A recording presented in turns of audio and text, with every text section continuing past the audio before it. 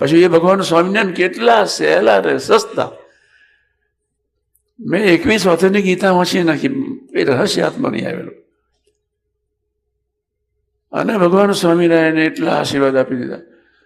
ધ્યાન, ધારણા અને સમાધિ, દેહને દેહના સગા સંબંધીની સાથે જેવી પ્રીતિ છે, આ કોથળી સાથે જેવી પ્રીતિ છે, એવી ભગવાનને ભગવાનના ભક્તોની સાથે પ્રીતિ થઈ જાય તો નિર્વિકલ્પ સમાધિનું સુખ પ્રાપ્ત થાય. જે ભગવાન સ્વામિનારાયણે ગોપાલ યોગીને સિદ્ધ કરાયું. આપણે હવે મંડવાનો છે. બસ યાદ રાખજો આ શબ્દ. હું પૂરું કરું છું. છેલ્લાનું 7 ને 11 બધે 28-41